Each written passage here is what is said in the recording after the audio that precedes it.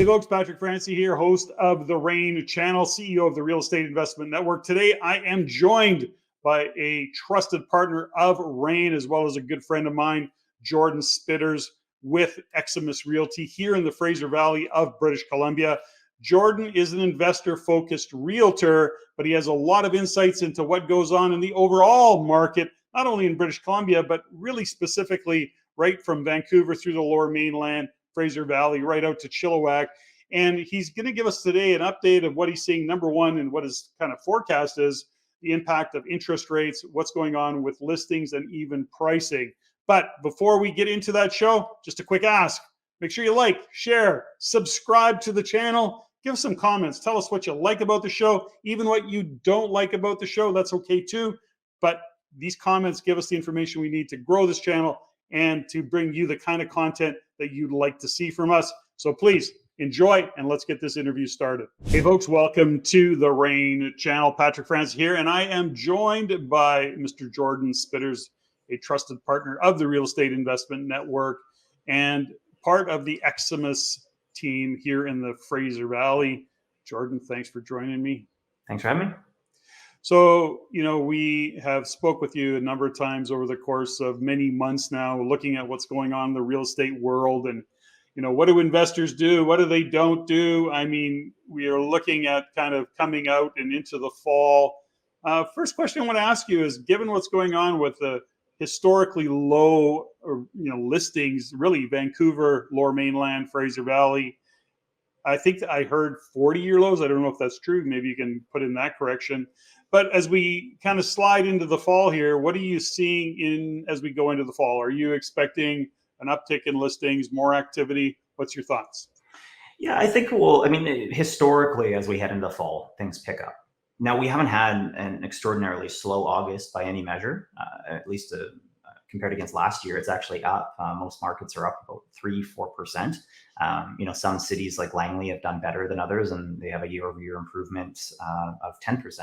So, things are moving, but typically it will start to pick up as people come back from their summer vacation, if they can afford it anymore, yeah. And, realize, hey, this house doesn't work for me, or I need to move to that new location to get the kids into the better school. And that's when they start to really get into gear as far as real estate changes. Well, I guess when you really, we talk about this often, is that at any given point, somebody needs to move for some reason. And that's where sometimes the opportunities show up and, get motivated vendors. And from an investor point of view, that's often what you're looking for, is finding somebody that you can help solve a problem is kind of the ideal situation and all of that. But you talk about things are, like when you look at what's happening in the Fraser Valley, aside from things being okay relative to what was happening last year, take the highs, the real estate highs out of the picture in 2021, early 2022. I know things are down price-wise from that point. But when you look at historic prices, how are we doing overall? Is it really disjointed in terms of, Vancouver, Lower Mainland, Fraser Valley? Like you look at Chilliwack versus Abbotsford, Mission versus Langley. Like, are prices way off, or where are they at? I mean, we're still looking okay. If we go back, say, 3 years to July of 2020 compared to July of 2023, average detached pricing for homes across the entire Fraser Valley was about 825,000, whereas for this month of this year, it's about $1 million. So we're still up, even from 3 years. It's just, and we've talked about this so much, we overextended as far as the market was concerned, and we had a bit of a retraction, but we haven't retracted even back to 2021 levels. So, we're still up overall. The number of active listings has increased. Actually, we were quite a bit lower in December of this year. We only had about 3,800 active listings in the Fraser Valley, and now we're up well over 5,400.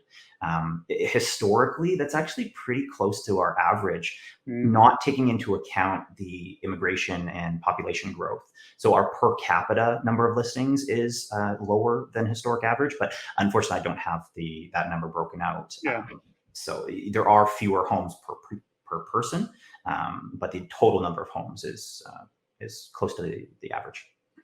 It's interesting that we see that interest rates, of course, have increased, and we look at the impact that was supposed to have on CPI. And it's kind of, I don't know that they can talk about how inflation is dropping. I mean, considering when you look at baseline, yes, it's, let's say, dropped at one point. I think it was June was 2.8%.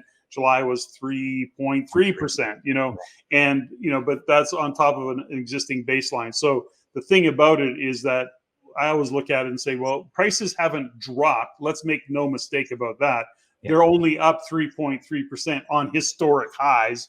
So are interest rates having an impact? I always say they have no effect on oil, the price of fuel, the price of food. So raise interest rates all you want. And as a matter of fact, the interest portion of a mortgage payment is significantly higher. That also makes up CPI. So it's a little bit convoluted when you kind of look behind the curtain.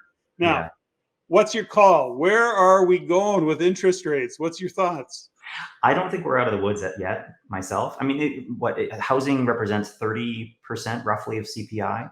And every time they increase these interest rates, it's increasing the cost of housing. So it's a feedback loop that I'm not really sure how they're going to break that. I think we're going to see another quarter point increase on September 6th. I hope I'm wrong, but I don't think we're out of the increase cycle yet. One thing I'd like to mention, though, is that even if we don't get an increase, it's not to say that all of a sudden we're going to start seeing rates come back down to 3 or 4%. We're probably going to stay upwards of, on a variable rate, 6.5%, at least for the foreseeable future. And I think that investors and even residential consumers need to be making these plans long term, thinking that can I support this payment for the next year and a half before having any level of relief. Mm-hmm.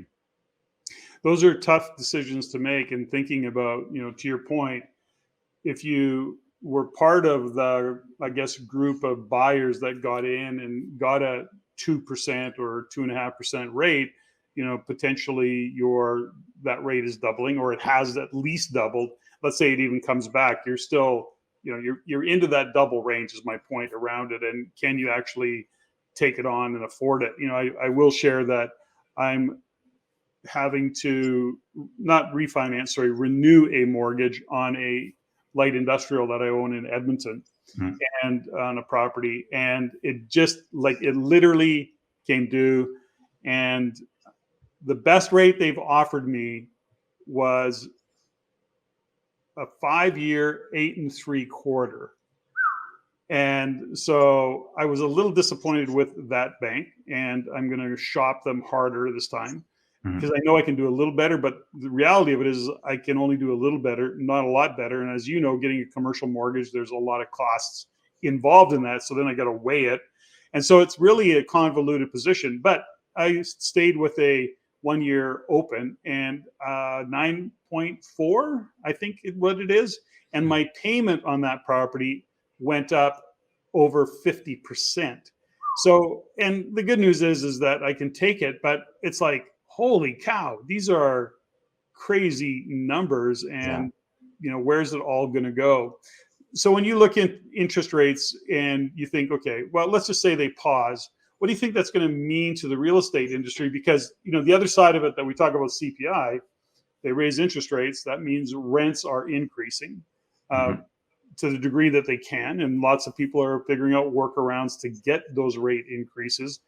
We have pretty much almost anywhere in the country, we have vacancy rates that are, sub 1%. Yeah. So I don't know, where do you see, the interest rate and the impact is going to have, for example, on that side of things? Do you see it in a long term? Because investors, they have a minimum amount that they can rent for. As rates go up, their cost base increases, and they have to have that income if their business is going to survive.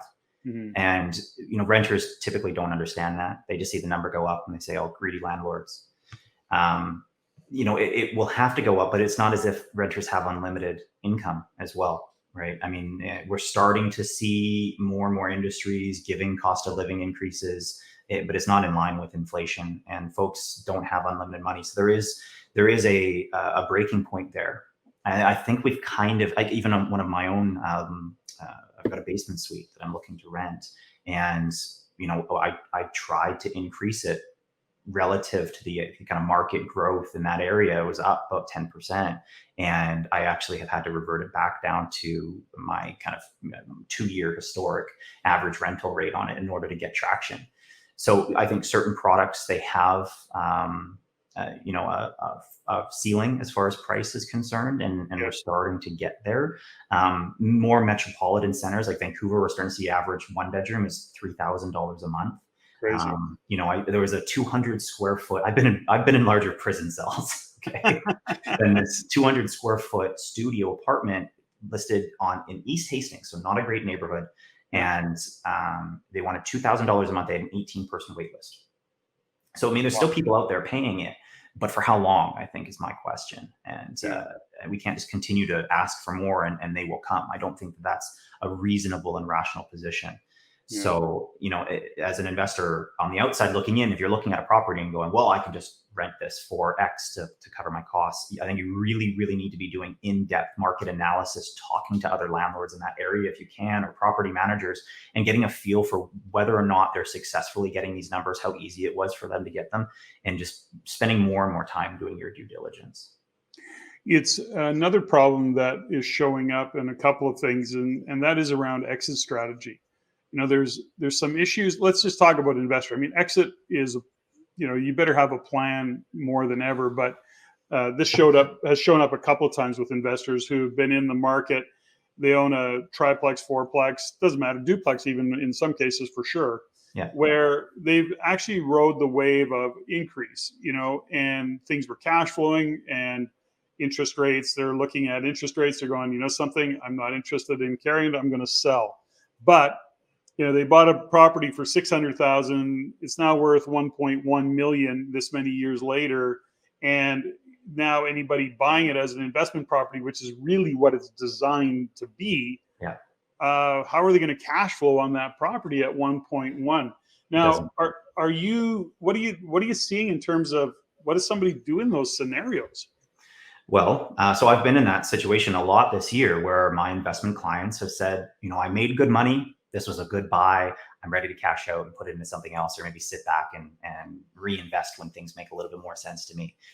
You have a couple of challenges selling investment properties. The first one is that, it's probably geared toward an investor, like you said, which means you're going to have a pretty small buyer pool these days. And if you have a tenant in there paying even market rent from a couple of years ago, there is no way that it's going to cash flow without an inordinate amount of money down. So your buying pool is pretty small there if you're going to be marketing strictly to investors. Mm-hmm. If it's a tenanted property, it's probably not going to show its best. And that's not to disparage tenants by any means. I've worked with some lovely tenants that keep beautiful homes, but they're less incentivized to stage, to tidy up, and to accommodate showings to make it easier to get folks in there. And then the closing dates are going to be longer. I've got one of my listings is a tenanted property. It's month to month. You only need to give them 2 months notice. But so many buyers out in the marketplace right now are looking for faster possession, and potentially up to 3 months worth of notice required for closing is generally on the longer side than buyers want to pay. So that's another challenge there. On the flip side, you could wait until the property is vacant, which makes it much easier to show. Of course, then you want to be paying money for staging because a vacant property never shows quite as well. The space doesn't represent what you can do with it without the furniture in there. Yeah. But now there's an additional cost base of this property sitting empty. And my investment clients typically get a little bit more antsy, when we haven't found a buyer in 30 or 60 days because it's out of pocket. So It's not as easy to sell an investment property as a typical homeowner property generally. And what you need to do is, unfortunately, and this might sting a little bit, but when you're looking at the trend of pricing long term, if you take a tiny bit of a haircut as far as selling it today in order to get out of it, get all your money out, versus trying to get the absolute last penny out of it and not being able to sell and being at a lower position, in the coming months, and then being further entrenched in that property, I think is a question that investors need to ask themselves if they're looking to exit. So, you've got a following of investors and home buyers, but I mean, when you think about investors, are you giving, what kind of guidance are you giving? I'm at a point really when I'm looking at what's going on, and especially over the past couple of months, I'm saying to new investors who are still interested, I'm going, just slow down, just relax. Let's see how these plays out. Spend time, keep learning, keep networking, stay in the game. But, if you're new, if this is your first or second property, I'd actually just push pause for a little bit, get a feel for the market. Whereas more experienced investors maybe got a little bit deeper pockets, understand strategies a little better, and or how to risk mitigate, maybe how to attract capital, those kinds of things. Keep playing the game, keep looking, and do what you're going to do because you've got the experience to do it. Mm-hmm. But what kind of guidance are you suggesting for investors, Jordon? I think you're hitting the nail on the head there. It's just a good opportunity. Things are a little bit slower. I mean, the deals still come and they still move quickly. So if you have the financial wherewithal to move forwards, get your ducks in a row, there's still opportunity out there. I'm not saying that's not the case, but now is a time to step back, take stock, and really put your plans in place so that when things improve, rates come down and transactions become a little bit easier, you're in a better position and you're not over leveraged and making decisions based out of anxiety or fear, which is never in your best interest. Pricing, we were talking about this earlier, pricing overall hasn't come down much. And with the rates as high as they are, finding that deal that cash flows is really challenging. So myself, I'm looking at, more development style projects, less of this kind of long-term hold investment, just, rental sort of space. And more and more people are shifting to Airbnb because it has a higher income ratio. Myself, I'm still a little bit hesitant on that sort of stuff. I don't know how long that market will continue to move as well as it has been. So I don't want to put all my eggs in that basket, but looking at more alternative strategies as far as investments, I think is the right course of action these days. Are you seeing some common mistakes made? I mean, you and I have been at the game long enough to know that when it comes to banking and to interest rates, sometimes, it's like buying the cheapest piece of real estate. There's a reason it's less expensive. You might want to consider the cost of that inexpensive piece of property or that cheaper piece of property. We'll put it in those words. Are you seeing some mistakes made, for example, around interest rates? Are you seeing some things that people maybe aren't paying attention to? Yeah, absolutely. There's been this kind of head in the sand mentality for a lot of folks. Like, it'll just work out, right? The rates aren't going to go up high enough to bother me, or I can weather this. And, with enough patience, I'll come out the other side smelling like a rose. And I think that runway, that burn rate is just a little bit too high for folks. And they're running out of that runway now. Mm-hmm. And they're getting a little bit desperate. And now they're having to make those decisions based out of fear. And you're not in a strong position at that point. So, it's the reason I said earlier, I think having those conversations with your mortgage professionals and really putting a game plan in place, knowing exactly what your budget is, your runway is, if rates go up, if, for instance, you're refining in a year and a half, and they haven't come down to 4%, they're still sitting up at that 6.5. Can you handle that additional payment? So being proactive, I think, is the right move today. It's funny that you bring up the cheapest home on the marketplace. And there's a lot of those for sale now. And people are realizing that when you talk about the A, B, and C properties, the A properties will move no matter the market. The price might fluctuate, but they will sell because they're great location, great homes, and people want them. The B's, good location, needs some work that can be brought up and made saleable, and they generally move with the right pricing, even in a poor market. But the C properties, the ones that most people didn't even want in the hottest market, doesn't matter the pricing, unless you are an insane deal on those, they're just not moving. And people are finding that out the hard way. Finding it out the hard way. So when you look in your crystal ball and you've kind of studied the market, any good news on the horizon? I mean, it's pretty, sometimes given all of the things that are happening at a global macro plus real estate, it can all be pretty doom and gloomy. Do you see any, when you look in your crystal ball, what do you see for good news? Yeah, I mean, I think Canadians are, they're hardworking, industrious people that will keep moving forwards and doing what they need to do. And nobody wants this to come to a crashing failure, right? Mm-hmm. I think lenders are working with homeowners. I was speaking with an RBC rep a few weeks ago, talking about how they're at 99-year AMs to try and maintain their low foreclosure rate. We're not seeing a great deal of foreclosures in the marketplace at this point. Sales continue to move and prices have more or less held. So I am not thinking the sky is falling by any means. I think we're just kind of slowly moving forwards and plodding along and hoping that kind of these external challenges get sorted out eventually. But in the meantime, just keep facing forwards and moving in that direction. Beautiful. Jordon Spitters, thanks very much for your insights, your time. I wish we could be celebrating way better news these days, but it is what it is. And I think as investors, we have to look at the market, what it is. If we're savvy enough, we can adjust our strategies because there's always deals to be done in real estate. It's just, do you have the knowledge and the background to do them and then execute on it? That's always the question of the day. But when we look into the future, I think that we still have to be optimistic about it, given that at some point, the interest rate kind of challenge, if you will come to an end. I don't think it'll ever go back, of course, to that 2 and 3% rates, but it certainly can easily pull back into that 4.5, 5 point range. And I see that as kind of the real world of what's going to happen.